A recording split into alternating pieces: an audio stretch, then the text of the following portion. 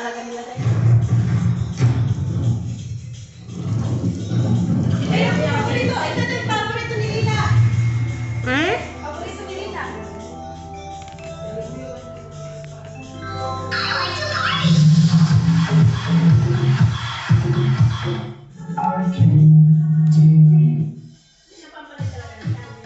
Hombre na pala